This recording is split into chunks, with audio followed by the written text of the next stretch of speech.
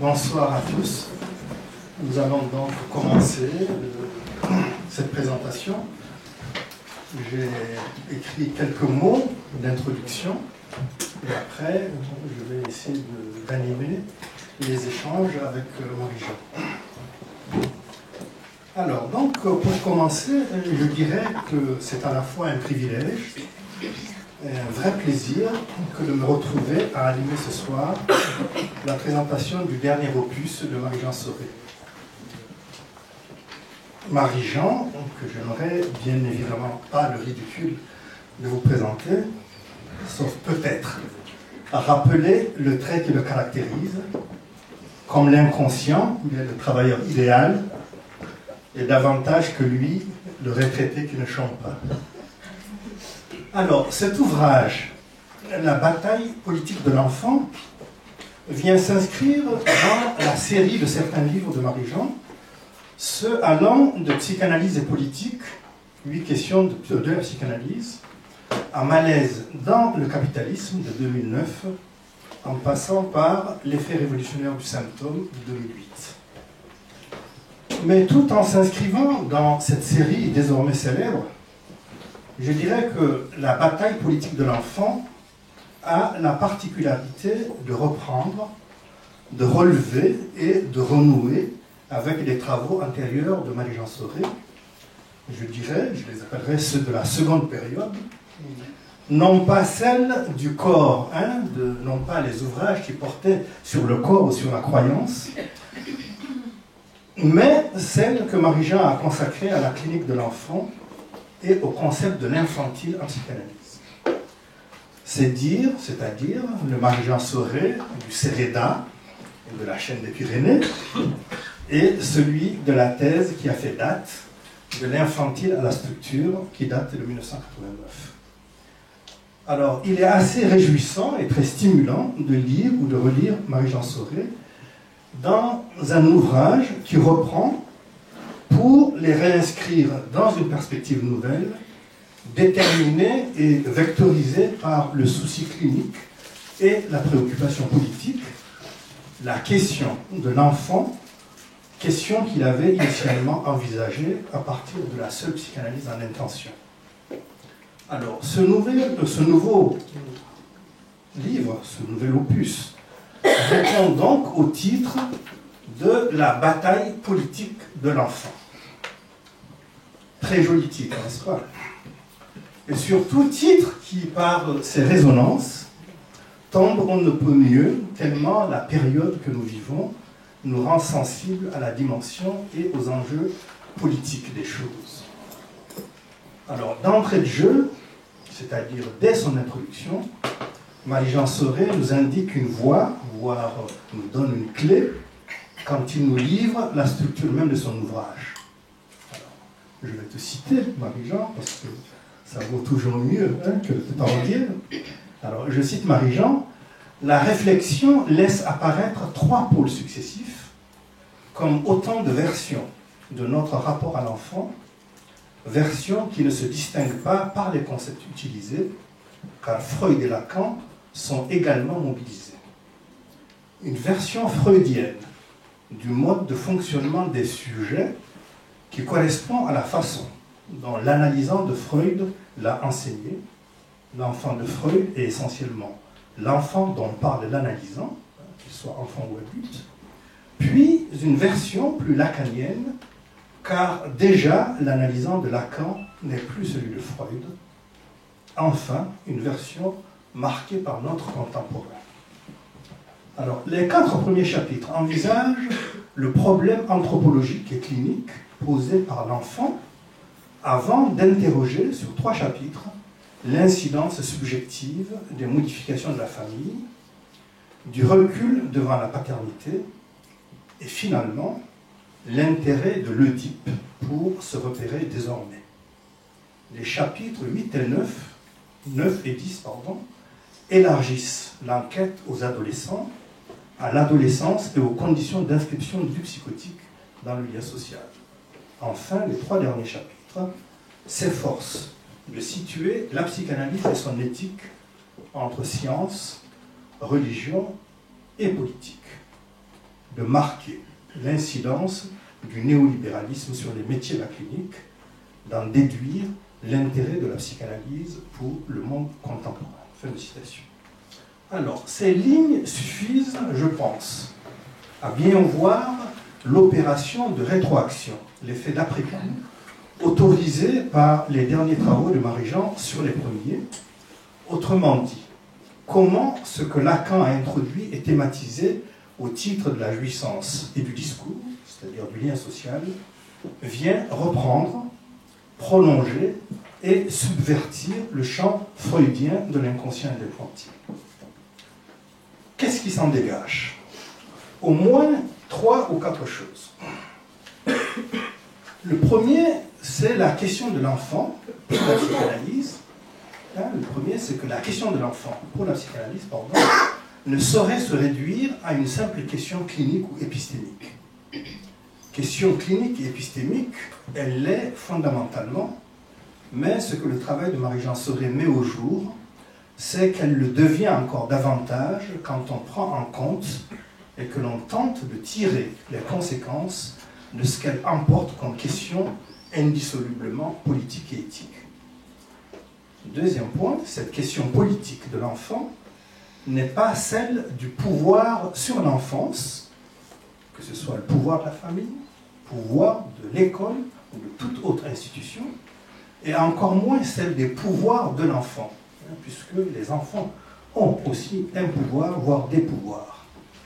Elle convoque plutôt et surtout l'enjeu politique de l'enfant et de l'enfance, ce que la place et le statut donné à l'enfant, le traitement à lui réservé, disent, soulignent ou révèlent de l'état d'un lien social, d'une communauté, d'une culture, donc d'un certain rapport entre les discours qui contraignent ce lien social. Troisième point, du coup, on voit que l'enfant n'est pas seul à occuper cette place symptomatique. Il vient s'inscrire et s'articuler à minima à 2 autres figures essentielles de l'altérité, la femme et l'étranger. Ce ternaire nouveau, en ce qu'il n'est pas à confondre avec le ternaire évolutionniste darwino-freudien, dirais-je, du sauvage, de l'enfant et du névrosé, ce ternaire nouveau, donc, est fondamentalement celui à partir duquel peut s'éprouver et se relancer ce que la psychanalyse peut apporter de plus substantiel à la pensée comme à la pratique politique. Pour conclure, et laisser place à l'échange et à la discussion avec Marie-Jean, je me permets de lui adresser 2 ou 3 questions qui me sont venues à la lecture de son ouvrage. La première question est relative à l'enfant dans la psychanalyse et tout particulièrement à l'opposition qu'il a esquissée entre, d'une part, l'enfant freudien et d'autre part, l'enfant lacanien. Alors, si l'infantile freudien, Marie-Jean, c'est la structure selon, si l'infantile freudien, c'est la structure selon Lacan, d'après la proposition que Pierre Bruno avait faite en son temps, dans l'après-coup d'une question qui lui avait été posée, à sa soutenante de thèse du doctorat d'État, c'est pour les vieux ça, c'est qu'entre enfant freudien et enfant lacanien, la différence ne tient qu'à des déterminations du discours, c'est-à-dire au fond à des déterminations historiques. J'aimerais que Marie-Jean nous en dise un petit peu plus sur ce qui, selon lui, distinguerait ces 2 figures historiquement déterminées de l'enfant, d'une part, et si, d'autre part, l'enfant contemporain est encore un enfant lacanien ou déjà un autre enfant, un enfant digital, un enfant, je ne sais pas quoi. Alors, ma deuxième question, Marie-Jean, elle aussi m'a été soufflée par ton ouvrage. Elle porte sur la question, je te cite, de l'intérêt de l'Oedipe à se repérer aujourd'hui.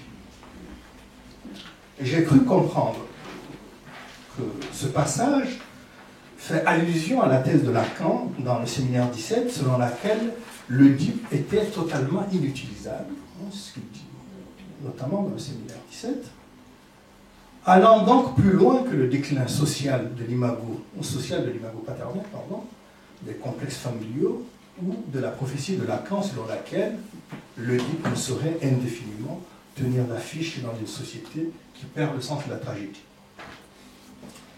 Sur ce point également, j'aimerais que tu nous dises où tu en es dans ta réflexion, mais aussi dans ta pratique. Arrives-tu vraiment à faire ça en Oedipe pour te repérer dans la cure des patients que tu diriges, et notamment des plus jeunes? Et si oui, comment? Troisième et dernière question que je souhaitais te poser, Marie-Jean. Cette question elle est relative à la place qui est faite aujourd'hui. Elle est relative au diagnostic, au fond, que tu fais aujourd'hui sur la place qui est faite à l'enfant dans notre société aujourd'hui, dans notre lien social contemporain. Quel est ce diagnostic? Et surtout, quelles en sont les coordonnées et les risques véritables? La volonté de jouissance, déchaînée par la conjugaison du discours de la science et du narcissisme contemporain. La société marchande qui le ravale au rang de n'importe quel objet qui peut s'acquérir, pourvu qu'on en ait le désir, entre guillemets, et les moyens financiers. Ou enfin, l'anthropologie néolibérale elle-même, qui met en cause les structures anciennes de la parenté et les cadres normatifs et éthiques qui lui étaient liés. Ou autre chose encore, il y a peut-être d'autres hypothèses auxquelles je n'ai pas pensé. Voilà, je te remercie pour cet ouvrage tout à fait excellent, et comme toujours. Et donc, je vais solliciter le public une fois que tu auras donné quelques éléments de réponse pour lancer la discussion. J'adore aussi parce que dans le même mouvement, je me sens vachement intelligent, je sais tout ce que tu as fait. Et puis trois questions où je me dis, oh là, t'es un peu bête, hein. Parce que ça va être un peu court. Mais Sidi peut à juste titre trouver des vertus à cet ouvrage, puisque quand même, il est écrit dans le contexte d'un... Ce sont des articles qui jalonnent des travaux faits dans le laboratoire dont tu diriges un pôles, la clinique psychanalytique du sujet et du lien social, et surtout un certain nombre des chapitres que j'ai repris sont repris d'articles que j'ai coécrits en réalité, dont avec Sidi Escofare, Pascal Macari, Patricia Rossi, Laurent Combre, Luz Zapata-Renner et je dois oublier quelqu'un qui doit être Florence Sabourin. Là-dessus, il y a un article. Florence Sabourin et Claudia Zapata Ramos. Voilà, on les citait et les associer à ça.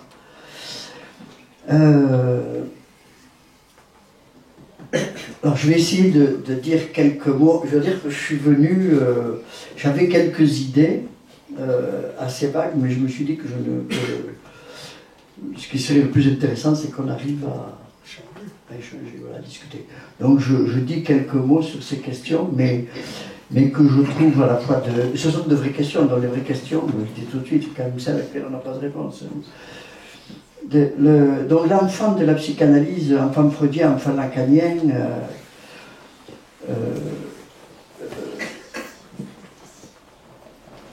quand on parlait d'enfant freudien, à un moment donné, ça voulait dire finalement l'enfant qui obéissait au processus d'humanisation que Freud avait mis en place. Vous savez, ce que tout le monde a retenu à un moment donné, avec ces stades d'organisation de la libido, qui en réalité sont des modalités de lien à l'autre, autour du primat d'une zone du corps qui est privilégiée par l'autre. La bouche, la maîtrise des sphincters, la différence des sexes est un peu plus compliquée, puis disons l'organisation génitale, sans que ça veuille dire un progrès d'ailleurs, puisque ce sont des zones qui sont toujours investies de plaisir qui servent à ce rapport-là. Et puis après, la question de l'Oedipe, de la castration, avec cette distinction entre filles et garçons, enfin, filles et garçons, cette distinction du chemin emprunté par celui qui se positionnera côté fille ou côté garçon, bien que chez Freud, on a quand même l'impression que, comme il le dit après Napoléon, l'anatomie c'est le destin. On sait bien que ce ne soit pas ça qu'il veut dire. Hein. Il veut dire simplement qu'il faut qu'on se débrouille avec cette anatomie. Et puis après, période de latence, et puis le réveil après la période de latence où le sujet doit vérifier si ce qu'il a construit finalement pour s'émanciper de ses parents tient le coup, fantasmes, symptômes, le choix d'une modalité de jouissance et de fonctionnement finalement en général. Enfin là je parle pour le névrosé, donc phobie, enfin hystérique, obsessionnel. Donc la femme freudienne dans un certain moment donné c'était ça.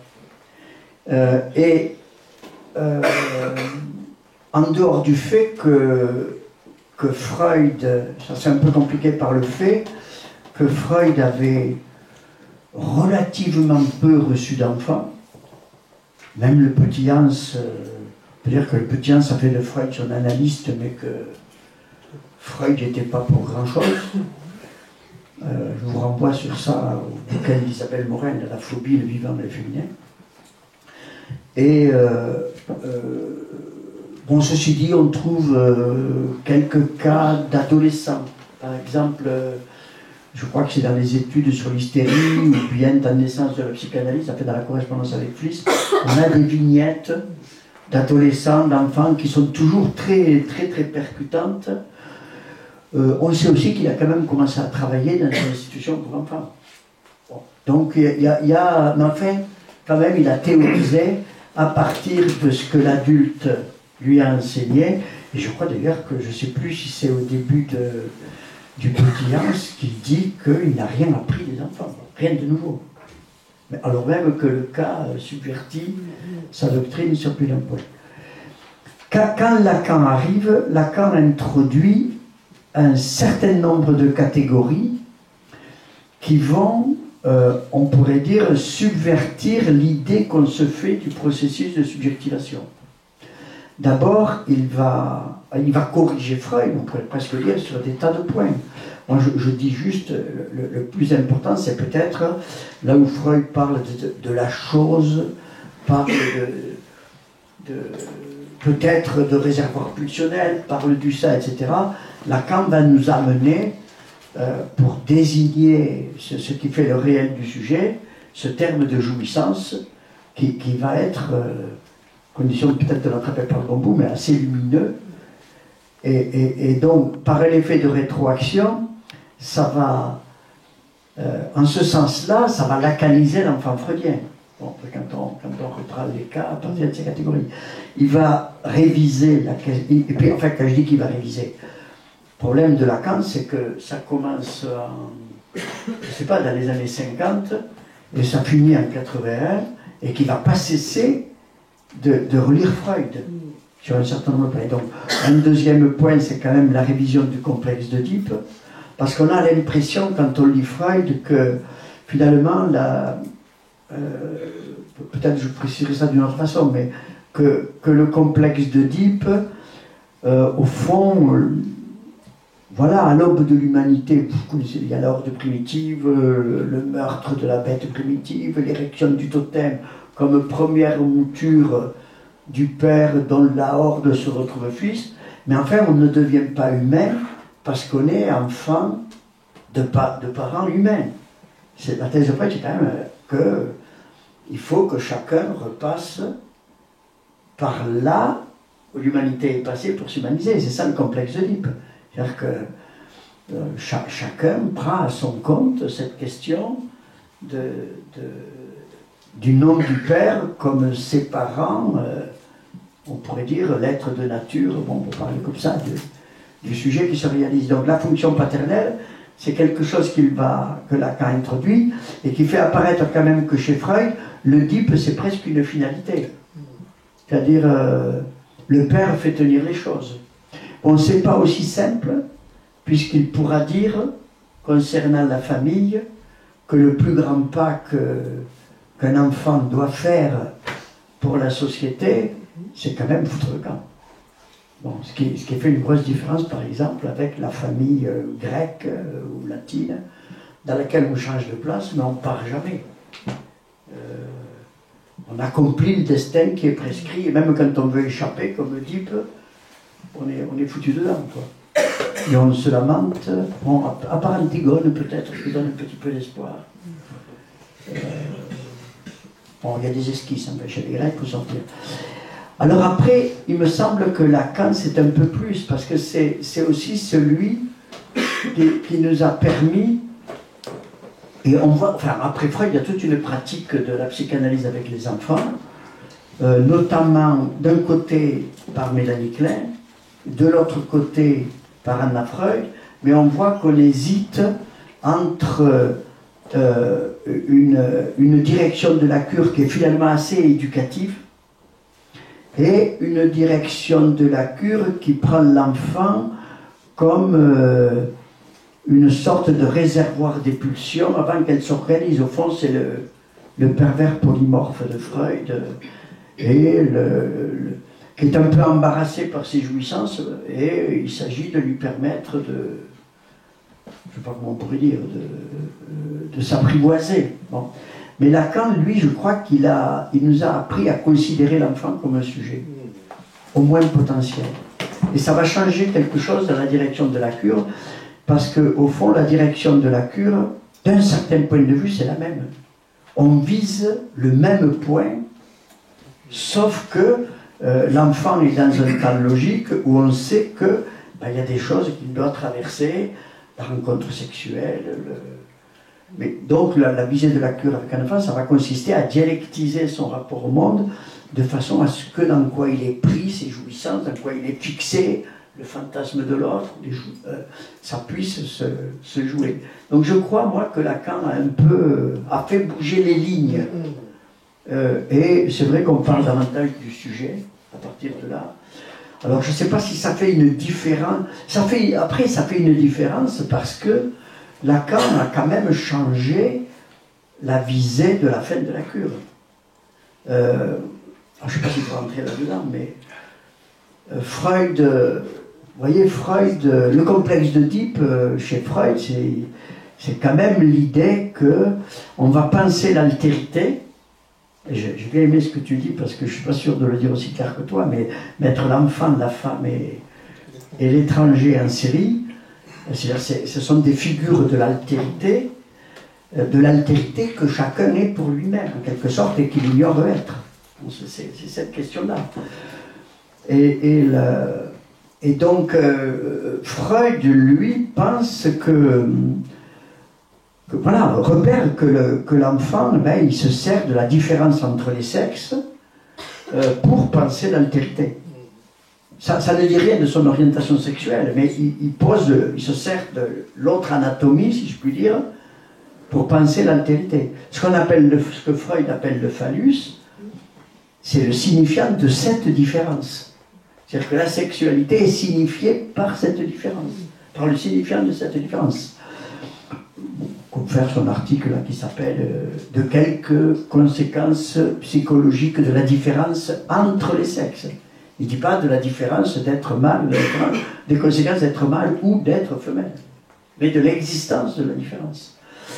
Et donc il pense que le garçon s'oriente vers une position masculine et un choix de sexe féminin, parce qu'il y a la menace du père qui intervient et qui vient le séparer de la mère et l'obliger à un choix, à une identification au père et à un choix d'objets féminins.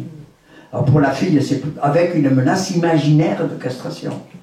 Imaginaire, parce que... imaginaire, mais qui ne fonctionne que si c'est le père qui la prononce. On voit ça chez le petit Hans. Et puis chez la fille, c'est un peu plus compliqué, puisque la menace imaginaire de castration, c'est pas très opérant, mais la fille vit ça dans la clinique de Freud sur le mode d'une blessure narcissique, en quelque sorte, qu'elle reproche à sa mère de l'avoir faite fille. Donc elle se tourne vers son père, comme le garçon, sauf que le père, en général, ça fait partie des drames de l'existence, n'y répond pas. Et la déçoit. Et c'est donc déçue qu'elle s'identifie à sa mère pour pouvoir s'orienter vers un garçon comme son père. Mais tout ça, ça tient sur quelque chose qui est une construction imaginaire. Et à tel point que Freud parle, à la fin de l'analyse, de roc de la castration, de roc de la castration et d'envie de pénis, comme une sorte d'indépassable de l'analyse. On comprend à peu près pourquoi. C'est que si la menace de castration imaginaire ne tenait pas, eh bien, on pourrait redouter que les identifications masculines et féminines, qui sont très fragiles, s'effondrent. C'est un peu ça l'idée. Or, Lacan va corriger ça avec sa catégorie de jouissance en disant mais l'impossible n'est pas du tout là. Alors j'ai oublié quand même quelque chose d'important chez Lacan, n'est pas du tout là. Il est lié à ce qu'il appelle le sujet. Il appelle le sujet ce qui parle, c'est-à-dire ceux qui usent du langage pour se représenter comme sujet. Or, le langage, ça ne fait que représenter. C'est-à-dire c'est incapable de fournir une identification qui attrape le réel du sujet. Je veux dire, le homme-femme, c'est des mots, hein, c'est des signifiants. Donc, il y a quelque chose du réel du sujet qui est simplement perdu parce qu'il parle. Et donc, ça va l'amener à changer ce qu'on appelle position, à repérer autrement ce qu'on appelle position masculine et position féminine, et à le déterminer par rapport à un rapport à la jouissance. C'est-à-dire, il appelle position masculine ce qui, dans tout sujet, quelle que soit son anatomie, dès qu'il parle, ce qui de lui attend la jouissance, finalement, par cette voix signifiante de la demande. Et réservant la position féminine à ce qui, du sujet, consent à s'offrir, on pourrait dire, comme objet de jouissance pour l'autre. Objet qui va causer le désir de l'autre, en quelque sorte. Donc, et à partir de là, ce que dit Lacan, c'est que le roc de la castration, au sens freudien, c'est tout à fait dépassable. Mais ce qui n'est pas dépassable, c'est qu'il y a un impossible du rapport sexuel entre la position masculine via signifiante et la position féminine côté objet. C'est-à-dire il y a quelque chose d'impossible puisqu'on ne trouvera jamais dans l'autre, je ne sais pas comment on pourrait dire, l'être fait pour soi, le complément. D'ailleurs, ça mettrait fin au désir, ça serait la mort du sujet.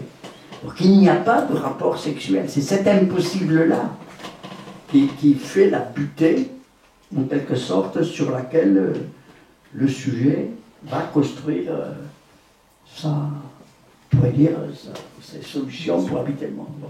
Je ne sais pas, là, je me suis lancé dans quelque chose d'un peu compliqué.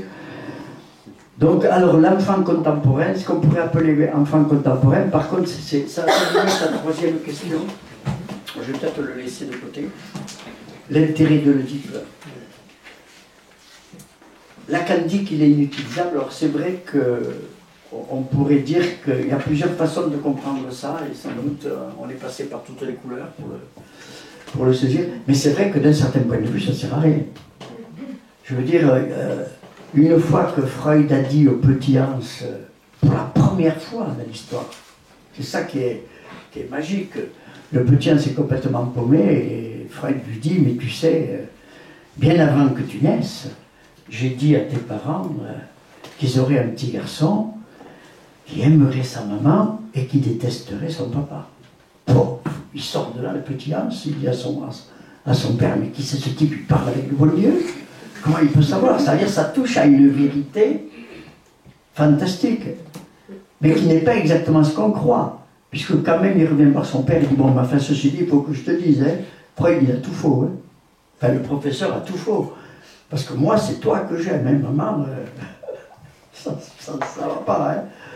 Bon, et là, on est un peu bizarre. On a d'ailleurs un petit as qui est très en avance sur Freud.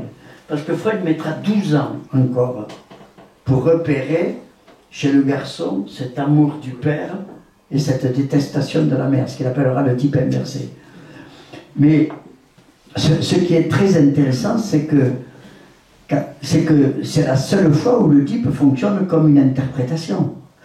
Et une vraie interprétation, c'est-à-dire pas comme une explication, mais comme un énoncé, un dire, il faudrait dire, incompréhensible, et dont le petit Hans ne sait pas qui en est l'auteur. Ça ne peut pas être Freud. Ça ne peut pas être Freud. Il dit, mais c'est qui? C'est le bon Dieu? Vous voyez, c'est... Bon, je ne veux pas poursuivre sur ça, mais la deuxième fois qu'on dit « Oh oui, mais tu sais, tu aimes papa, tu aimes maman », mais c'est des conneries. Enfin, je veux dire, on dicte là une conduite, et Lacan pourra reprocher à ceux qui se servent de l'Oedipe comme ça, de s'appuyer sur sa face normative de régulation des positions sexuées. Bon, on l'a reproché à la psychanalyse, et, vous bien sûr, pas toujours à tort. Donc ça, c'est une façon de l'inutilisable. Alors, est-ce que ça veut dire que l'analyste se repère dessus ou pas?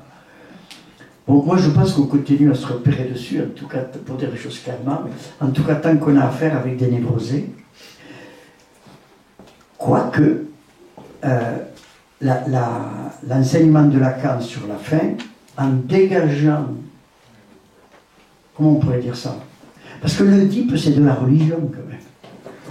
L'Oedipe, il faudrait, peut-être on reviendra là-dessus, mais c'est la religion que se font les sujets au moment où la religion universelle remplit plus sa fonction.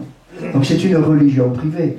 Donc les gens viennent voir Freud pour qu'il les aide à supporter une religion privée.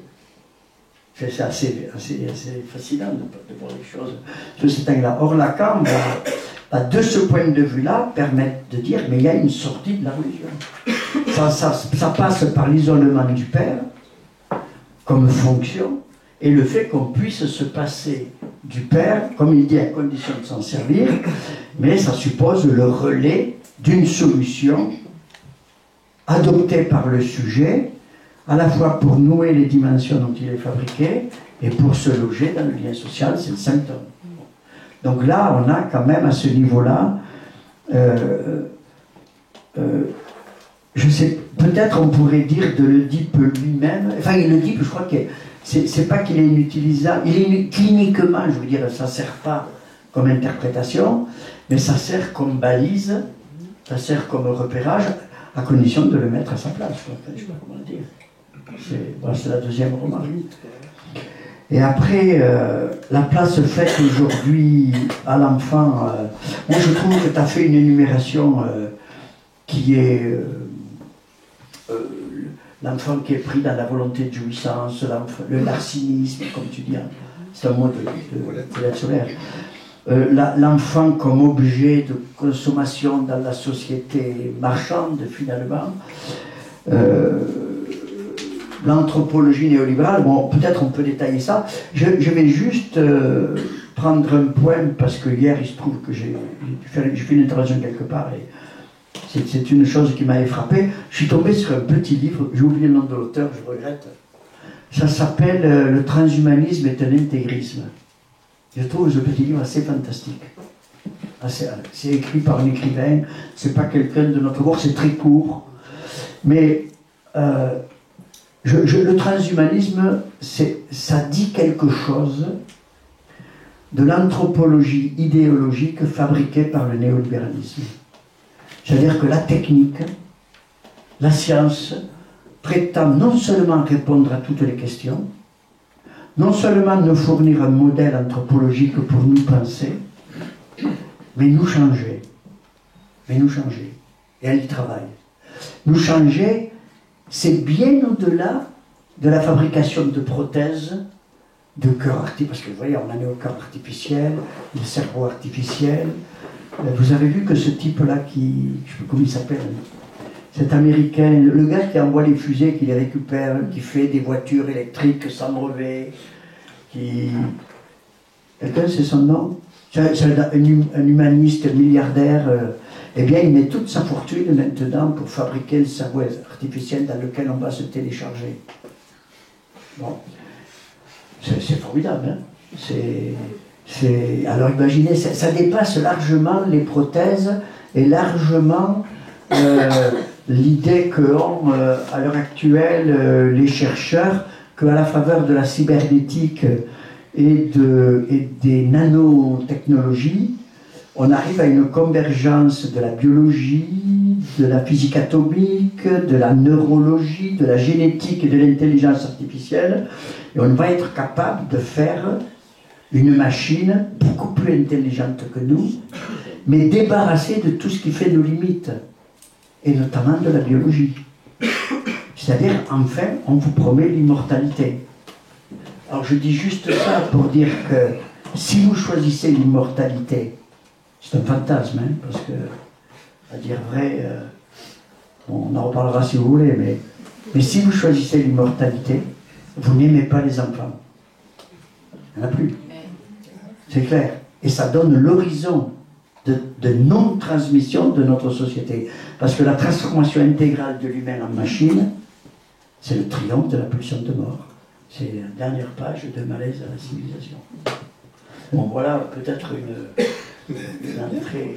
Je crois que tu as répondu très largement aux questions que j'ai posées. Donc j'invite maintenant la salle à se manifester, à t'interpeller.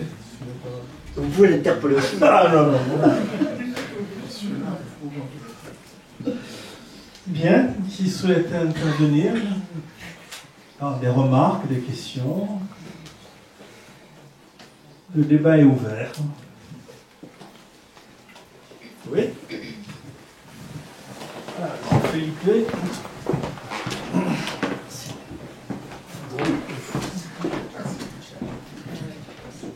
Merci. Oui, juste un commentaire. Par rapport au transhumanisme, je pense que l'auteur dont vous parliez, c'était Edgar Morin, peut-être. Ou non, moi je me trompe, désolé. Non, mais enfin, s'il y en a qui ont... D'habitude, moi, la dernière fois que je faisais cours, je ne pouvais pas dire que j'hésitais sur un nom, parce qu'il y avait toujours quelqu'un qui chopait Google et qui me le disait. Mais... Non, mais c'est assez facile à trouver. C'est publié aux éditions du Cerf.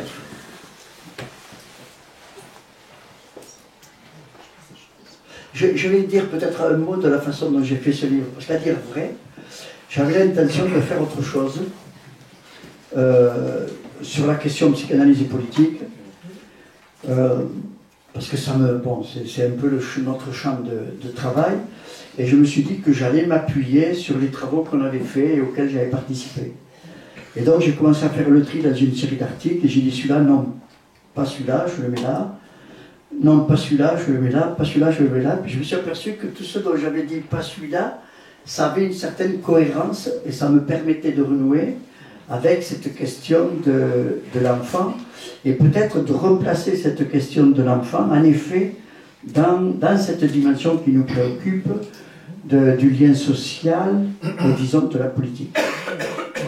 J'ai d'ailleurs étonné qu'on n'en parle pas du tout dans les débats et dans la campagne, d'un certain point de vue, même pas sur le plan des institutions, de l'autisme et du minimum requis pour améliorer les choses.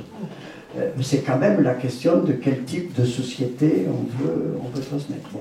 Et alors, simplement, ces articles, ils étaient écrits, j'étais un peu inquiet parce qu'ils étaient écrits sur plus de 10 ans, je crois.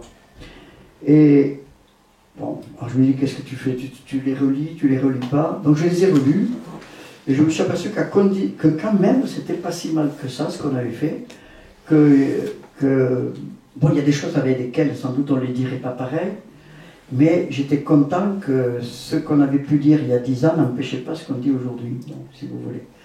Et donc j'en ai fait une sorte d'ensemble que j'ai envoyé à un ami, Jean-Pierre Lebrun, mais pour lui demander son avis.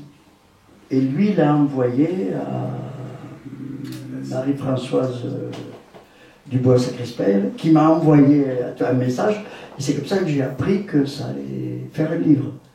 en quelque sorte. Bon, c'était un peu... Enfin, Jean-Pierre, j'avais dû lui dire, je ne sais pas, qu'est-ce que tu penses, est-ce que ça vaut le coup? Donc, en fait, j'ai pas eu beaucoup de temps pour... Mais si j'avais eu beaucoup de temps, sans doute, j'aurais tout réécrit, donc c'est peut-être mieux comme ça. Bon. Très bien, donc la parole est à la salle.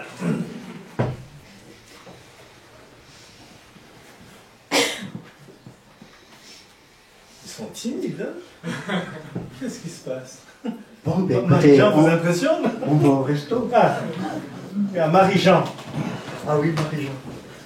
Oui, moi j'ai une question, c'est au sujet du neutre. C'est quelque chose qui m'interroge parce que bon, déjà dans notre langue, on n'a pas ce sens du neutre. Hein, il peut y avoir, je ne suis pas multilingue, mais il me semble qu'en anglais il y est, et dans d'autres langues aussi, voilà, il y est. Et en fait, moi ce qui m'interroge un peu, c'est voilà, tous ces jeunes, ados ou pré-ados, enfin bon, on sait rien, tous ces jeunes qui au moment où effectivement ils doivent se positionner par rapport à l'objet et prendre voilà, le côté femme ou le côté homme, ils n'arrivent pas à vraiment trouver leur place. Et je ne sais pas, alors est-ce que c'est un nouveau symptôme, j'en sais rien, je sais pas. Je crois qu'on peut rendre... Enfin, en dehors par exemple, la question du neutre n'est pas comme vous la posez, n'est pas exactement la question qu'a posée la personne dont je ne me rappelle pas le nom là, qui est allée devant le tribunal et que le tribunal a accusé. C'est pas exactement la même chose parce que là on a affaire à une ambiguïté. C'est la reconnaissance d'un troisième sexe. Mais ça c'est lié vraiment, je crois moi, aux incidences subjectives du discours, d'un des discours aujourd'hui que nous avons fabriqué pour habiter avec le néolibéralisme. Ce que nous appelons dans notre jargon, dans le vôtre, le discours capitaliste. Le discours capitaliste, ce n'est pas le système capitaliste. Le capitalisme, il est né, lui, du mariage, on pourrait dire, de la technoscience et du marché. Et bon, il est caractérisé par tout ce que nous savons de la propriété, des moyens de production, de l'achat de la force de travail, etc. Bon. Et puis il a ses spécialisations. Il y a des gens qui en parleraient mieux que moi ici, je me reste aux économistes, bon, mes règles. Le discours, c'est comment on vit avec ça, sachant que ça a suscité comment on pourrait dire, la figure d'un autre. Ça a suscité le scientisme. C'est-à-dire l'idée qu'à partir du moment où on avait la science répondrait à toutes les questions, aussi bien les questions relatives au champ de la science proprement dit, qu'aux questions existentielles. C'est-à-dire celles qui touchent à la question du sens. Pourquoi y a-t-il un sens? Parce que c'est quand même cette question du sens qui est traitée par le complexe de type, etc., par la névrose. Donc on peut dire que le scientisme a disqualifié les religions, et c'est la raison majeure de l'invention de la névrose, de la modification du sujet, en quelque sorte. Mais le scientisme, il nous promet quoi? Il nous promet... moi, j'ai eu l'habitude de dire qu'il est 4 fois menteur. Enfin, il fait un autre 4 fois menteur. Il nous promet qu'il expliquera tout, mais ce qui est une briconnerie. Parce que la science, elle fait plutôt de l'inconnu. Ce qui intéresse, elle fait du réel. Je ne sais pas qu'elle résout un problème. Il n'y a pas d'épuisement du réel par la science. C'est au contraire, c'est un abîme, le réel. Plus la science progresse, moins on comprend de choses. Enfin, plus on a l'idée qu'il y a beaucoup de choses qu'on ne comprend pas et qu'on ne comprendra pas. Demain, on expliquera tout, demain on comprendra tout.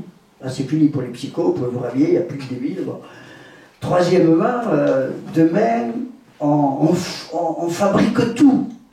Bon, moi, ça m'amusait de dire ça. La rustine a bouché le trou de la couche d'ozone, mais justement, elle s'est bouchée, il paraît.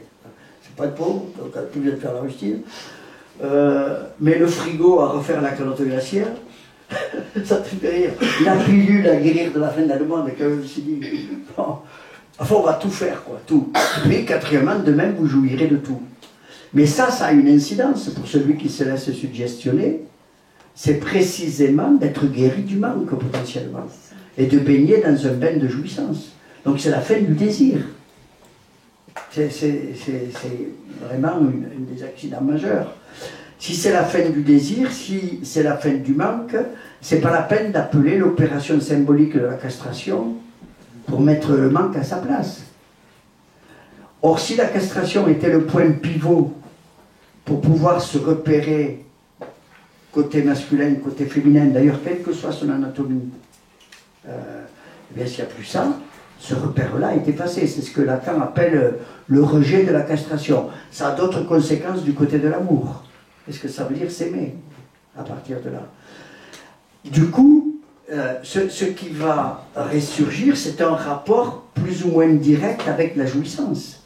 Donc les sujets vont quand même continuer à se situer, à essayer de se situer par rapport à la jouissance. Mais ça donne l'impression, à partir du moment où c'est vrai qu'il n'y a pas cette normalisation, s'il y a quand même une effet de normalisation, eh bien, il va y avoir autant de rapports de jouissance qu'il y a de sujets. On devrait presque dire d'individus. C'est la liste des fameux L, B, Q, T, vous savez, les lesbiennes, bon, on peut dire lesbiennes, gays, queer, transsexuels, polyamour, etc. Mais comme ça, on a l'impression d'une liste dont chacun revendique une communauté, une identité et la reconnaissance sur la carte d'identité.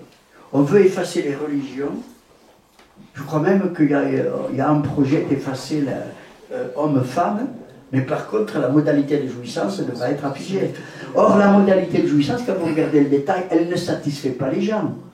Parce que si elle ne satisfait pas, ça ne suffit pas d'être identifié par ça.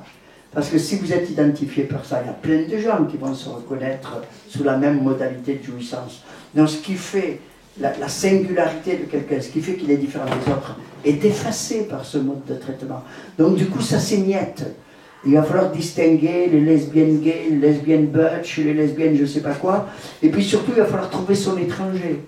Moi, j'étais aux États-Unis à un moment donné, il y avait un colloque, je parlais quand même, mais il y avait un colloque féministe de femmes, elles voulaient que des femmes, mais elles ont exclu les femmes transgenres, par exemple. Il fallait des vraies femmes. Mais vous voyez ce que ça veut dire, vraie femme, ça veut dire biologique, détermination biologique. C'est bizarre, alors même qu'elle dit que c'est un construit social, etc. Donc on est plein de contradictions qui témoignent d'un émiettement des jouissances. Donc moi, la question que je me pose n'est pas tellement celle de savoir d'où ça vient, comment ça vient, etc. Parce que tant que ces gens-là parlent, s'expliquent, tant que nous sommes là, ça veut dire que malgré les effets délétères du néolibéralisme, enfin du discours, et bien malgré ça, nous sommes capables d'inventer, nous avons inventé ce qui nous permet de vivre et de s'expliquer.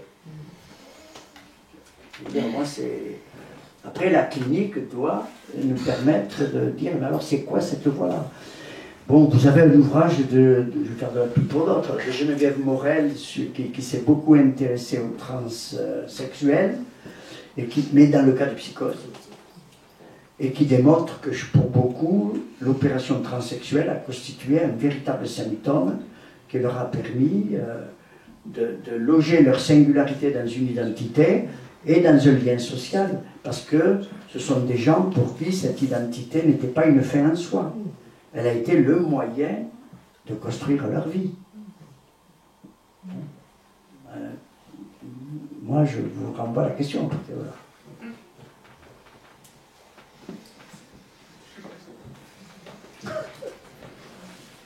Non? Oui, non, je ne sais pas. Oui? J'avais une question un peu bête au sujet du titre de votre ouvrage, c'est-à-dire que je ne suis pas sûr de saisir... oui, donc j'avais une question un peu bête finalement au sujet de votre titre. J'étais pas sûr de comprendre à quoi vous vous référez quand vous parlez de bataille et politique, parce que est-ce que c'est une bataille contre le modèle anthropologique que nous propose le néolibéralisme Et donc, peut-être une bataille contre ces incidents de la clinique, c'est-à-dire une objectivation du sujet. Donc voilà, j'aurais aimé un éclaircissement sur ces deux termes en lien avec la clinique de l'enfant. En fait, c'est un titre équivoque, même ambigu. Qui joue du génitif. Qui joue du génitif, parce qu'on pourrait dire que c'est la bataille politique que l'enfant doit mener pour sa survie. Enfin, je veux dire, parce que la transmission, moi ce qui m'intéressait d'un certain point de vue, c'était d'examiner, bon, on en a une petite idée, quels sont les éléments dont le sujet a besoin pour s'effectuer. Et comment il lui parvient, le sujet.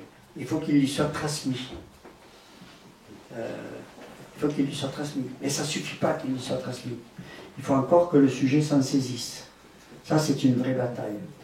Aujourd'hui, c'est une bataille parce que mon idée, c'était que l'anthropologie dominante, enfin, ou le lien social dominant, vont contre cette transmission. Alors, d'une part, bataille parce que l'enfant est maltraité, mais très concrètement, bataille politique, j'aurais pu donner à ça comme contenu, je ne l'ai pas fait, hein, je l'ai évoqué à l'introduction, mais un certain nombre de lois qui avaient été votées sous Sarkozy. Rappelez-vous que chez Sarkozy, les enfants sont biologiquement déterminés dès le ventre de la mère.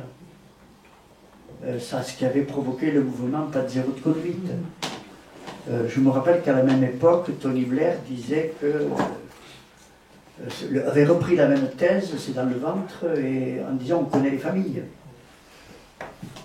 Donc il y a ça. Ensuite, rappelez-vous, les enfants et les ados, on a abaissé la responsabilité civile pour pouvoir les foutre en tôle. On a interdit les rassemblements dans les halls d'immeubles, on a interdit les regroupements. Enfin, il y a eu un moment donné où il y a un tas de lois qui ont été faites parce que les enfants étaient des dangers. Il y a eu des associations qui se sont montées de parents contre les enfants qui les maltraitaient. Allez voir sur Internet, c'est assez drôle, mais ça existe, les enfants qui maltraitent les enfants. Bon, il y a eu, donc, c'est un des aspects. Mais c'est vrai que, pour moi, l'aspect principal, c'était qu'il y a un enjeu politique à examiner, c'est ce qu'a repris Sidi tout à l'heure, comment nous traitons l'enfant. Comment nous traitons l'enfant, et je crois que ça dit quelque chose du type de société que nous faisons. Je pensais à d'autres choses, je rajoute un truc, moi qui me tracasse, mais c'est comme ça. Hein. C'est le suicide des enfants et des ados, qui est quand même une des causes majeures de mort des jeunes et des ados. Alors vous me direz, cause majeure des jeunes, c'est peut-être pas tellement surprenant, parce qu'il n'y a pas beaucoup de jeunes qui meurent de vieillesse. Il y en a quelques-uns quand même, parce qu'il y a des maladies un peu particulières. C'est une maladie, c'est une maladie, ouais. Mais ils ont un vieillissement prématuré. Mais je n'ai jamais pu penser que tous ces gens étaient fous, paranoïaques, ou mélancoliques. En plus, quand on rencontre des gens qui ont survécu à la tentative, on s'aperçoit que ce qu'ils voulaient, alors je ne sais pas, on peut discuter, mais en général, c'est plutôt sortir d'une situation dans laquelle ils ont l'impression d'être enfermés et de sortir, enfin d'obtenir une certaine paix. On a l'impression qu'ils veulent une satisfaction posthume. Bon, le problème, une satisfaction posthume, c'est que c'est pas donné à tout le monde. Non, mais et donc à partir de là, je veux dire, c'est quoi quand même une société dans laquelle, au moment de prendre leur responsabilité de sujet, eh bien le sujet use de cette responsabilité pour sauver son existence de sujet, par le seul acte dont il est capable, se tuer, contre l'être formaté dans lequel la société essaye de l'emprisonner. Donc ça me paraît mériter le terme de bataille politique, vous voyez ça aussi.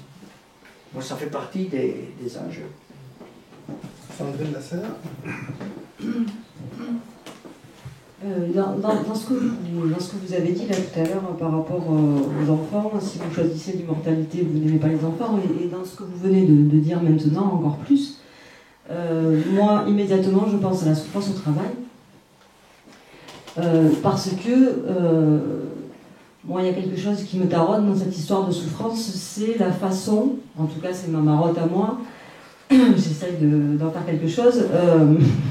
Il y a quelque chose qui me taraude dans la façon dont le discours néolibéral entrave celui qui travaille, c'est qu'il s'attaque, à mon avis, fondamentalement à tout ce qui fait sa temporalité. Donc, y compris son temps logique, son histoire, sa façon d'y faire au moment où il y fait avec le réel, tout ce qui touche le temps avant, pendant et finalement après, puisqu'il ne peut même plus se projeter, à partir du moment où il ne peut même plus s'appuyer sur ce qui a fait son parcours de vie, voilà. En l'occurrence au travail, son expérience.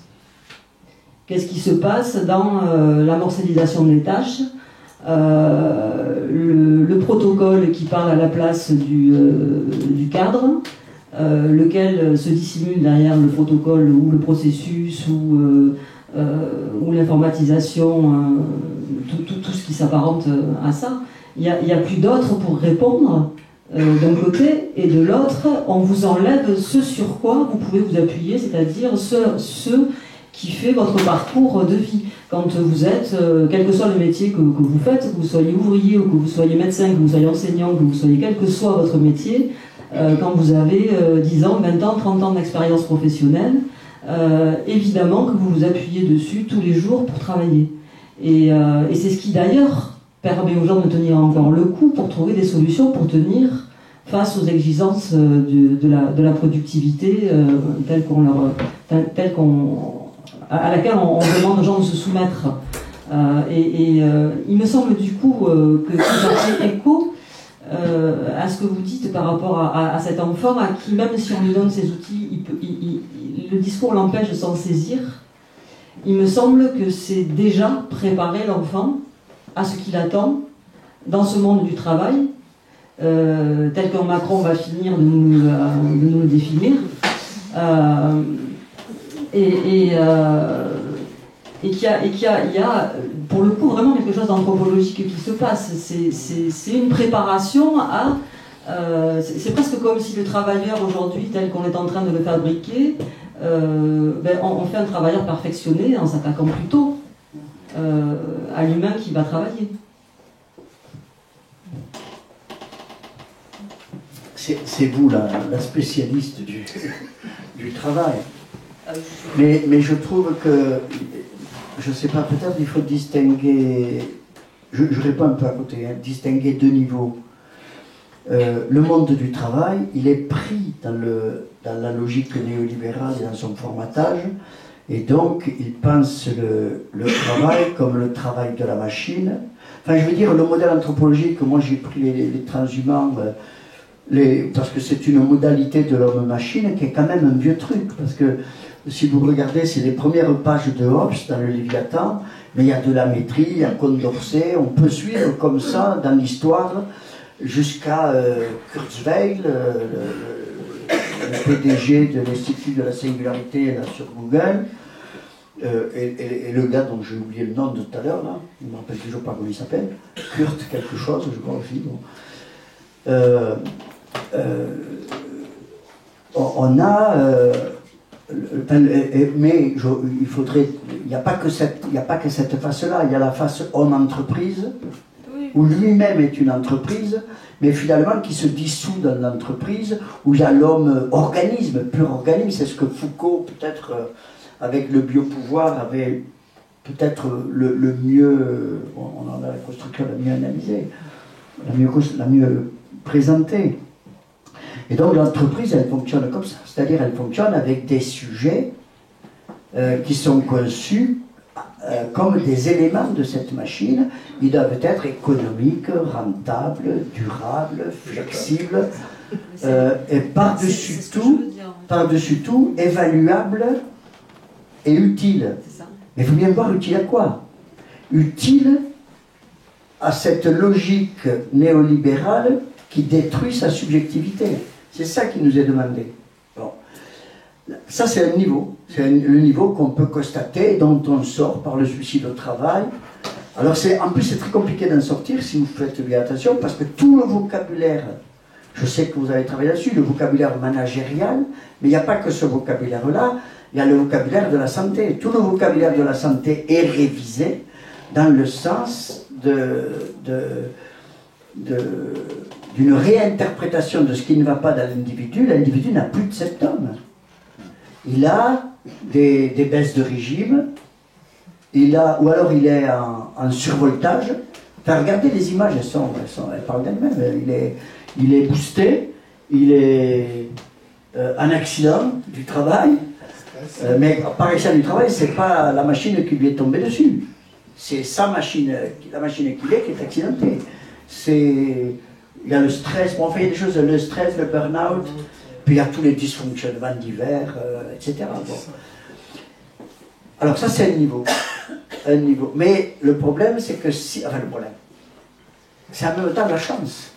Si le sujet est tel que nous le disons, c'est-à-dire si le sujet, parce qu'il parle, est obligé de se poser la question de ce qu'il est, s'il est obligé de mettre sa vie en récit, s'il est obligé de la loger dans le lien social par son symptôme, il n'y a rien à faire. Il va protester contre ce traitement.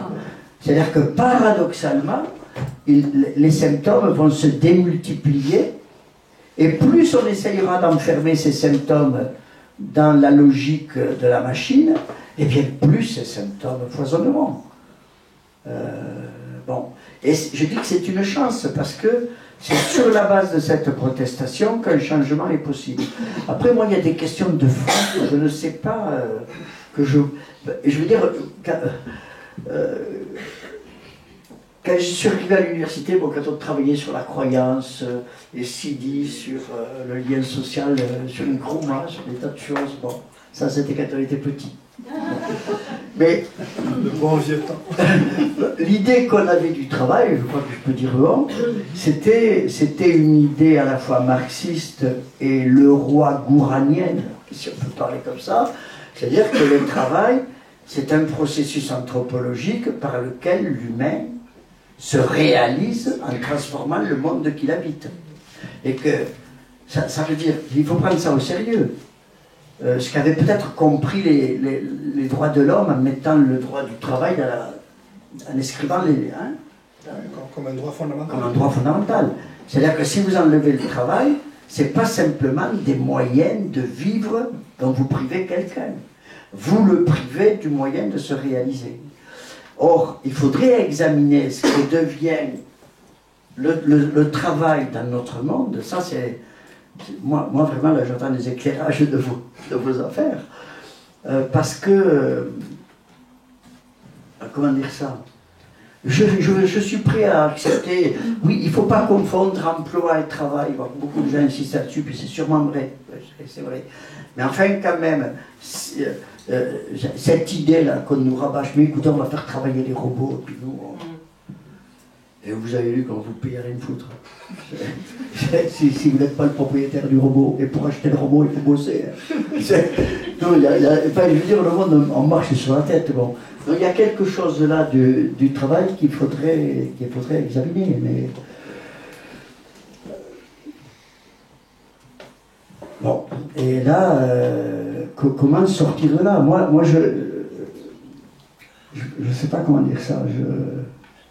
Vous voyez, moi j'ai abordé le premier tour des élections avec cette idée, on va se fâcher ici, avec cette idée, est-ce qu'on a envie de changer de monde? C'est tout. Est-ce qu'on peut changer de monde? Est-ce qu'on a envie de changer de monde? Ou bien est-ce qu'on reste là-dedans? Et mon analyse à moi, mais on n'est pas obligé de la partager, là c'est la dispute. C'est qu'il n'y avait pas beaucoup de votes de rupture. Pas d'amélioration du système, parce que les améliorations du système, on sait ce que c'est. Hein. Nous qui militons dans des syndicats qui ont chaque fois permis qu'on vive mieux, mais du coup, en permettant au système de perdurer et de se rapprocher toujours plus d'un mur qu'on n'arrivera pas à franchir. Bon. Donc changer, c'est sortir de la logique néolibérale, pour moi, c'est-à-dire caractérisée par, je sais pas, le libre-échange universel, la financiarisation généralisée et l'ordolibéralisme absolu, quoi. C'est comme ça que je me dis, est-ce qu'on peut sortir de ça? Est-ce qu'on veut sortir de ça? Donc la question là n'est plus de savoir si on a la théorie pour en sortir, ni les moyens pour en sortir, parce qu'on ne sait pas. Mais c'est si on fait le pas qui nous met dehors. Ben, force est de constater que non. Concrètement, non. Donc, nous devons assumer les conséquences de ce non. Et on se trouve, vous voyez, dans un deuxième tour, Malouji, dans mon analyse à moi, il y a le choix entre quelqu'un qui aurait pu dire non à l'Europe, mais qui ne tombe pas en dehors du néolibéralisme, ne tombe pas en dehors puisqu'il est universel. Et puis en plus, qui nous vend des valeurs, oui, qui nous vend les valeurs que le néolibéralisme défait. C'est pour ça que le néolibéralisme nourrit ces valeurs, il faudrait revenir là-dessus, mais qui sont d'extrême droite, fascisantes finalement, parce qu'elles proposent des modalités d'autorité que la religion ne rend plus, bon, que le type ne rend plus, etc. Et de l'autre côté, il faut voter pour quelqu'un qui va perfectionner le système, peut-être même l'améliorer, mais du coup qui va faire monter... vous voyez le dilemme dans lequel on est pris. Je ne vous dis pas ça pour ne pas voter. Hein. Parce que j'ai l'impression qu'il y en a un qui nous laisse un peu plus de temps que l'autre. Mais bon, mais chacun se débrouille. Mais un peu plus de temps, ça veut dire quoi? Ça veut dire que moi, j'espère qu'en même temps que l'extrême droite montera, j'espère que la résistance montera. Et qu'à la sortie, la résistance sera une alternative et pour l'un et pour l'autre. Mais je ne sais pas ce que sera cette résistance. Ça, c'est pas écrit. Mais vous voyez, mais je trouve que ces questions-là, elles traversent le sujet. Elles ne sont pas dissociables de la responsabilité par le sujet de sa position, de ses capacités d'acte. C'est-à-dire que la psychanalyse, au fond, elle ne sait pas ce que le sujet fera, mais elle soutient la théorie du sujet de la démocratie, dont la démocratie a besoin, si vous voulez, la théorie du lien social, etc. Bon, voilà. Donc ça, là, sur politique, je ne peux pas aller plus loin. Hein. Donc on peut faire de la charpie avec les enfants. Hein. Posez-vous la question quand même, merde. Est-ce que notre société, elle aime les gosses? Je ne parle pas des vôtres, si vous en avez, des liens, de mes petits-enfants. Moi, j'ai dédicacé ce bouquin à mes petits-enfants, en me disant, ouais, il me restera ça. mais tu crois qu'il restera des livres? Ah, je crois que ouais, parce que j'ai déjà essayé de lancer la tablette du premier étage, elle pète. Est-ce que aucun type quand même, c'est plus joli. Non, mais je sais ce qu'on aime les petits-enfants, mais est-ce qu'on aime nos enfants? Mais pas les nôtres, ni... Mais quand même, quand vous voyez ce qu'on fait de la planète, on l'épuise. Je crois que jusqu'à la dernière goutte d'essence, on l'épuisera. On va foutre, je ne sais pas même si on va arrêter le nucléaire, malgré tout ce qui est dit. J'ai vraiment pas l'impression qu'on raisonne sur la modalité de qu'est-ce qu'on va laisser après nous. Donc c'est pas vrai qu'on les aime. Je parle on, essayons de ne pas nous y inclure. Mais... Difficile. Difficile, hein. On est complices. Ouais.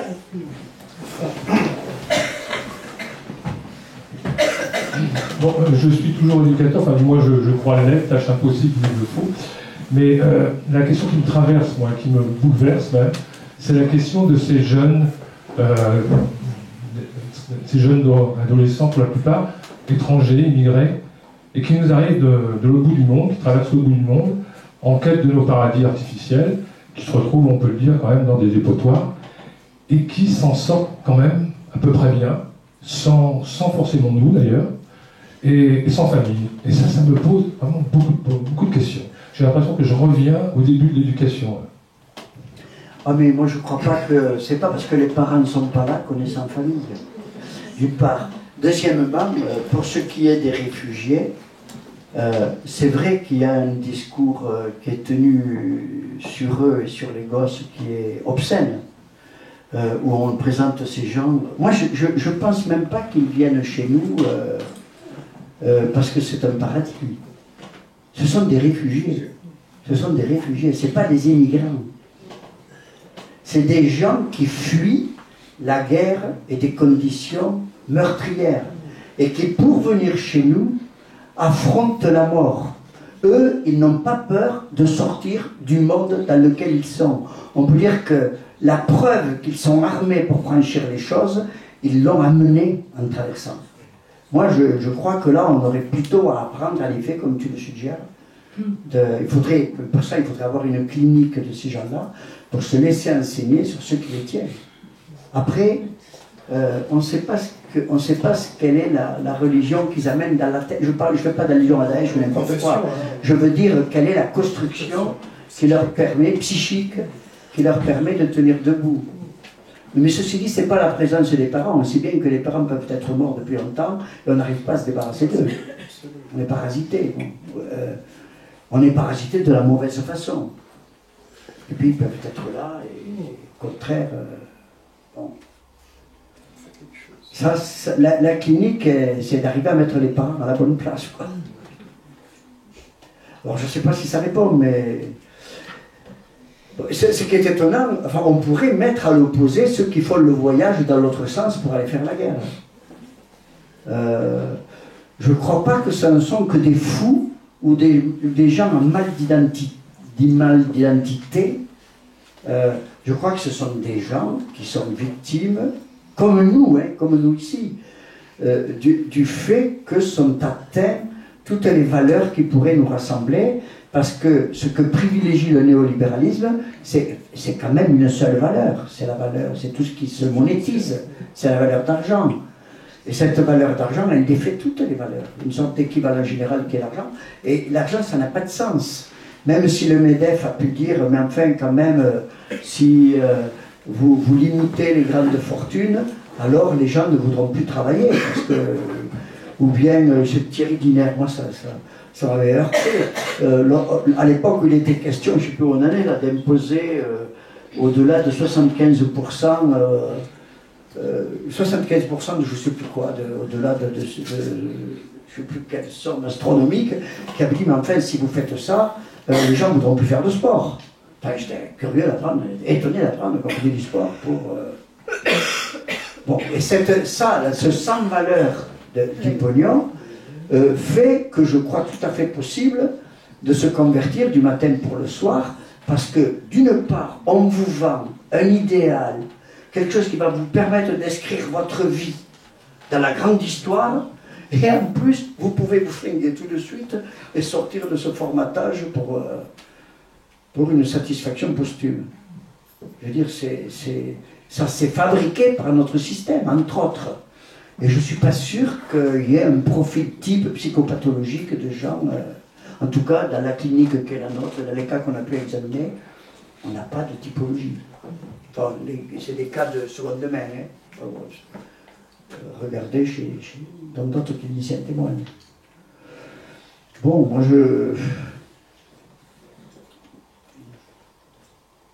donc c'est pas les mêmes, parce qu'il y a cet argument, enfin bon, on va pas rentrer dans cette discussion de sécuritaire, mais je crois que ceux qui traversent, quand même, c'est compliqué de dire que c'est des lâches, que c'est des trucs, c'est gens qui préfèrent mourir que rester chez eux. En tout cas, prendre le risque de mourir. Prendre le risque de mourir, oui. Prendre le risque de mourir. Oui, prendre le risque de mourir.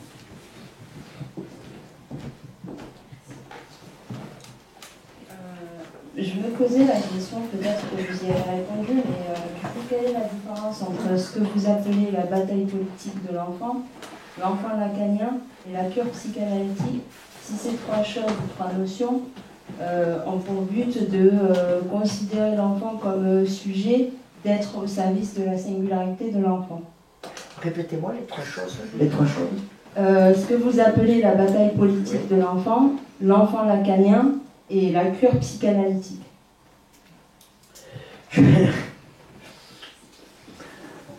Je ne sais pas répondre, mais la bataille politique de l'enfant, c'est le titre qui m'a paru réunir l'ensemble. Bon, et qui me permettait d'inscrire l'enfant dans les problématiques qui sont les nôtres, c'est-à-dire quelles solutions avons-nous aujourd'hui pour loger ce qui fait notre singularité dans le commun, d'une part. C'est l'enfant symptôme, quoi. C'est l'enfant symptôme, voilà, sans dissoudre cette... Voilà, dans le sens traditionnel du terme. Donc l'enfant lacanien, ben, c'est un enfant qu'on essaye d'aborder à partir des catégories de la psychanalyse, de jouissance, de sujets, de symptômes. C'est ce que rappelait Sidi, que Pierre Bruno avait amené, et dont moi j'avais fait le titre de ma thèse d'ailleurs. C'est-à-dire, en français, on a de la chance d'avoir deux mots concernant l'enfance. On a enfantin et infantile. Et ce qui n'existe pas dans toutes les langues. Je ne crois pas que ça existe en espagnol, en anglais non plus. J'attends qu'on me démente, non en allemand, je ne sais pas. Et, mais ce qu'on appelle enfantin, il y a des jeux enfantins, c'est ce qui se développe, c'est ce qui de l'enfant se développe. Mais infantile, ça caractérise ce qui de l'enfant ne se développe pas. Que ce soit les pulsions, la sexualité, je ne sais pas quoi. Une fois qu'on a dit ça, ou quelque chose du fantasme, quelque chose de symptôme. Bon. Et du coup, l'infantile, ça vient lester quelque chose qui reste toujours à la même place. Ça a à voir avec le réel du sujet. Donc la cure psychanalytique, alors c'est vrai que la cure psychanalytique version Freud avait une façon d'en rendre compte. Il disait, ben, les choses se sont nouées d'une certaine façon grâce à la névrose infantile de l'enfant. La névrose infantile de l'enfant, c'est ce que l'enfant va traverser en ce développement, et qu'est-ce qu'il va faire de l'infantile. Et il va finalement boucler ça hystériquement, obsessionnellement. Bon. Et phobiquement, c'est plutôt quand il n'arrive pas à l'issue. Bon. Et donc l'analyse, disait Freud, ben, ça va consister à créer une névrose de transfert, c'est-à-dire à le rendre malade, mais à substituer aux coordonnées de la névrose infantile les coordonnées du transfert. On va guérir le transfert, et quand on aura guéri le transfert, il sera guéri de sa névrose. Bon, mais cette façon de parler, qui est parlante dans la conception freudienne, est plus compliquée, enfin je veux dire, c'est insatisfaisant du point de vue, enfin après l'enseignement de Lacan, dans la mesure où l'infantile va justement se diffracter entre tout ce que nous avons dit là, la pulsion, le symptôme, donc il faut arriver à le mettre à la bonne place, quoi, et à permettre au sujet de construire une solution qui lui permette de se débarrasser du psychanalyste, ça n'est pas très compliqué, enfin de la bonne façon, d'une façon qui lui permette, qui soit satisfaisante pour le sujet, mais aussi qui rejoigne la satisfaction de ceux avec qui il vit. Enfin, de ceux avec qui il est associé dans une œuvre humaine comme l'autre. Je veux dire, c'est pas un solipsisme, la psychanalyse, c'est pas... Alors, je ne sais pas si je vous réponds, mais j'essaye de faire l'écho de ça. Oui? Devant vous. Vous avez parlé précédemment de l'enfant freudien, l'enfant lacanien. Moi, je me demandais, est-ce qu'il n'y aurait pas un enfant contemporain? Je parle de ça parce que je pense essentiellement dans le livre de Michel Benaïm sur les passions vides, où il y a quand même l'idée qui est montrée que la tripartition des structures névrose, psychose, perversion est plus tout aussi évidente dans la clinique adolescente. Donc, est-ce qu'il y a ce vide-là qui s'immisce dans la clinique aussi avec l'enfant? Oui, enfin, Michel Benaïm, donc il faut rappeler qu'elle a obtenu le prix Oedipe, là, non, avec ce livre. Elle vient d'obtenir le prix Oedipe. Enfin, il y a deux questions en une, là. Il y a une question sur la labilité des structures, et puis il y a la question des positions subjectives de l'enfant. Je vais dire ma position, mais peut-être Sylvie peut dire ce qui... lorsque vous devez inventer une solution et que vous ne disposez pas de l'Oedipe, parce que vous obéissez à la suggestion, vous vous soumettez à la suggestion néolibérale qui ne connaît pas la fonction paternelle, parce qu'elle connaît les géniteurs. Mais elle connaît les spermatozoïdes, mais elle ne sait pas ce que c'est que le père. Le père n'est pas un terme de la science. Fonction paternelle. Comment vous vous débrouillez? Bon, et quand même, on a repéré dans les années 70, avec Krenberg, avec, il y a une tapée de Jean Green, peut-être en France, Winnicott, Bergeret, une catégorie de gens dont on ne savait pas où les mettre. Parce qu'ils avaient une angoisse massive, qui n'était pas de castration, ils avaient des troubles de l'identification, mais qui n'étaient pas exactement des troubles psychotiques, ils avaient des troubles du comportement, alors ça, des passages à l'acte, mais on ne savait pas trop comment les mettre, et donc on les a, comme on ne savait pas où les mettre, on en a fait une catégorie à part. On les a appelés états limites. Et d'ailleurs, c'est quelqu'un qui s'appelle Christopher Lasch, qui dans la culture du narcissisme a été le premier, c'est un sociologue, à mettre le surgissement de cette population en relation avec l'American Ways of Life, avec la société américaine, avec l'avènement du discours capitaliste. Donc, moi, l'idée que j'en avais déduit, et Lacan utilise une fois ce terme pour l'homme au loup. Donc, borderline, ou état limite. C'est-à-dire des sujets qui, de mon point de vue, ne peuvent pas s'appuyer sur ce que j'appellerais le génie de leur structure, sur les solutions que leur offre la névrose s'ils sont névrosés, la psychose s'ils sont psychotiques et la perversion s'ils sont pervers. Parce que ce sont trois positions normales qui ne sont pas en soi des pathologies et qui font avec une éthique que le sujet peut adopter, etc. Bon, les théoriciens et les lacaniennes d'ailleurs disaient pendant de nombreuses années, au moins des années 70, fin des années 70 jusqu'aux années 80, qu'ils n'en avaient jamais vu des états limites. Moi aussi j'ai dit ça, qu'ils n'en avaient jamais vu. Enfin, tout le monde en voyait partout quand même. Parce qu'on n'en voyait pas parce que sur le divan, sous transfert, eh ben, le sujet retrouvait, si je puis dire, puisque ça redialectisait les choses, on avait affaire à des névrosés, à des psychotiques ou à des pervers. C'était plus ou moins difficile, mais en fait, les choses arrivaient à fonctionner. Alors, il faut dire qu'ils avaient été isolés comme des gens particulièrement rebelles à la psychanalyse. Freudienne, puisque c'est les gens de l'IPA qui avaient opéré ça. Enfin, je dis freudienne, c'est-à-dire de gens qui n'étaient pas des lecteurs de Lacan, qui n'avaient pas ces catégories de jouissance ou de fonction paternelle, etc., pour se repérer. Donc on avait affaire à des sujets qu'on pourrait presque homologuer à la psychose, puisque, ce que vous savez du psychotique, il ne prend pas appui sur la fonction paternelle. Donc ces sujets-là non plus. La différence, c'est que potentiellement pour les uns, pour une partie des uns c'est possible, pour les autres non. Ce qui explique que Kernberg peut dire, alors je crois que Kernberg dit, c'est des névroses graves, je ne suis pas sûr que c'est lui qui dit ça.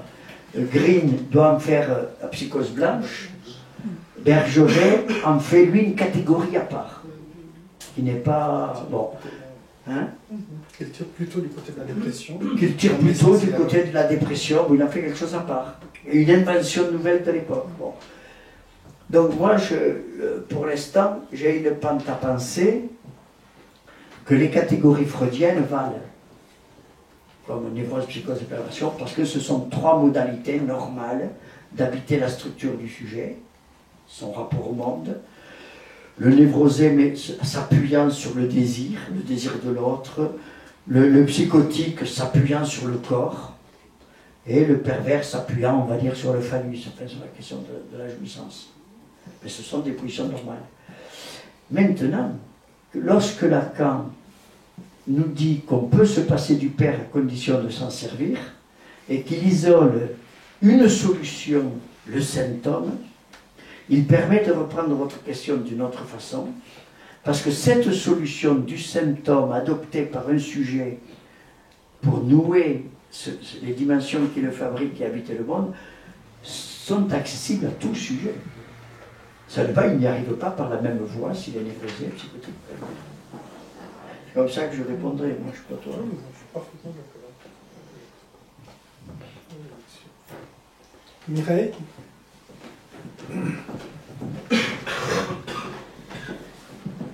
Dans la bataille politique de l'enfant, en fait, tu peux parler de l'éducation qui est très orientée maintenant autour de la concurrence entre les enfants et qui fait écho effectivement à ce que va devenir, comme disait Sandrine, le travailleur.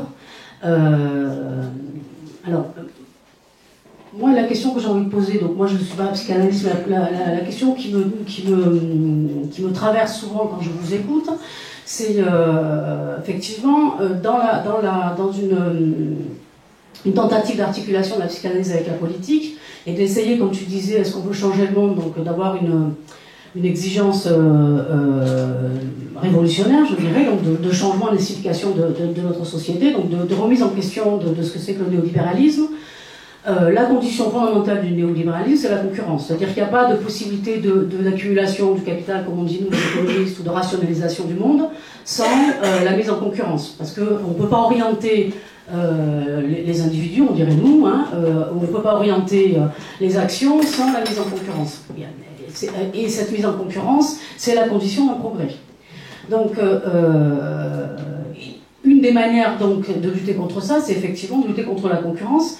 Comment la psychanalyse, qui est quand même une pratique intime, lutte contre la concurrence, étant donné que, à mon avis, l'antidote, c'est la création des collectifs. Donc comment la psychanalyse répond à cette question-là, qui, à mon avis, est la racine, la concurrence est la racine fondamentale du capitalisme. Dans les outils de l'enfant. Je ne sais pas répondre à ça, mais je suis très freudien. Enfin, je vais essayer de dire 3 remarques, mais je ne sais pas si elles valent. J'espère que je ne les oublierai pas, je les avais dans la tête pendant que tu parlais. La première, moi je suis très freudien sur la question de l'éducation. C'est-à-dire que l'éducation, c'est quand même quelque chose d'impossible. Il faut partir de là. C'est-à-dire que tu peux faire tout ce que tu veux. Si ton gosse ne veut pas s'en saisir, il ne s'en saisit pas. Mais ce qui est sûr, c'est que si tu ne le lui transmets pas, il ne s'en saisira pas non plus. Donc on en a une tâche un petit peu compliquée, qui est que notre gosse a quelque chance de s'en saisir à la condition qu'on renonce à la suggestion. Je veux dire, les parents qui disent au gosse, enfin, tu vas être autonome, oui. Oh, ça va, à partir de maintenant, je suis autonome. Je dis oui. On voit bien le ridicule de ce truc. C'est quelque chose qui ne va pas bien, qui est très compliqué. Bon, ça, c'est un élément. Le deuxième élément, oui, à partir du moment où on est rentré dans une modalité anthropologique dans laquelle les critères, c'est la performance, entre autres, enfin, utile, tout ce que vous voulez, il faut mettre aussi performant. Donc la concurrence est inscrite comme une des caractéristiques à acquérir. Et ça, c'est vachement bien. Aujourd'hui, il y a un nouveau symptôme qui est extraordinaire. Moi, quand j'étais à l'école, je ne foutais pas grand-chose, et on me disait, mais il est feignant, ou il... je ne sais pas qu'est-ce qu'on avait comme défaut, on en a eu plein. Maintenant, les parents, ils viennent, ils disent, non, mon gosse, vous ne le comprenez pas, hein. C'est un surdoué.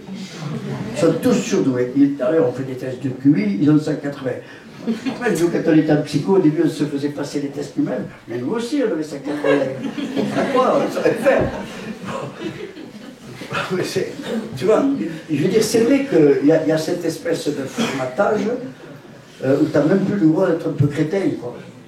Bon, ça c'est vrai que c'est compliqué. Alors comment on lutte comme ça, contre ça? Mais je crois simplement, il n'y a pas 36 solutions, c'est à rendre au sujet la responsabilité de sa position. Parce que dès que tu rentres dans la question de la compétition, mais tu as renoncé à ta position de sujet, quelque part. Tu es pris dans le... Tu es entré là. Donc, je crois que la psychanalyse, elle ne peut faire que ça. Mais ce soir, je me faisais une réflexion, que j'en profite pour la glisser là. Je me disais, mais enfin, quand même, où on est là? Tu regardes la France, 6e puissance mondiale. Vous savez où je vais venir. 6e puissance mondiale. Quand même, ça veut dire que derrière, il y a au moins 191 pays qui vont plus mal. Alors, la 6e puissance mondiale, elle a 12 millions de pauvres, non, 8 millions de pauvres, 3 millions de chômeurs, 800 000 sans-abri, je ne sais pas combien. Je ne sais pas combien d'enfants pauvres, enfin, puis de travailleurs pas payés. Enfin, c'est une vraie catastrophe, la 6e puissance mondiale, de ce point de vue-là. Bon, il y a des gens qui s'en tirent bien, peut-être nous tous ici, d'un certain point de vue, les classes moyennes, tant qu'on ne nous a pas touchés, mais on est les seuls qui allons pouvoir payer, donc il faut s'attendre à ce que ça devienne un peu plus dur, là. Bon, alors tu imagines la 6e puissance mondiale, alors tu te dis, mais devant nous, ça va peut-être un peu mieux. Alors devant nous, je crois qu'il y a dans l'ordre le Royaume-Uni. Tiens, putain, ils sont sortis de l'Europe et ils vont mieux que nous, le Brexit. Après, un peu plus devant, je crois qu'il y a le Japon. Et puis il y a les États-Unis, ça doit être le premier, le deuxième la Chine, le troisième le Japon, des choses comme ça. Mais quand on regarde, alors du coup, je suis allé voir les États-Unis, nombre de chômeurs. Et quand même, ils ont fait un bond fantastique de chômage. Même si on dit qu'ils n'en ont pas. Puis ils ont surtout des sans-emploi, mais c'est terrifiant. Et tout d'un coup, vous dites, mais enfin merde, ce système, c'est un échec. C'est un échec de bout en bout. Et on fait la compétition pour être le premier d'un échec. C'est ça la compétition. Là, il y a un truc complètement surréaliste qui est incompréhensible sans une certaine dose de masochisme, de jouissance. Il faut quand même... Là, la psychanalyse a sans doute quelque chose à dire dans le fait que...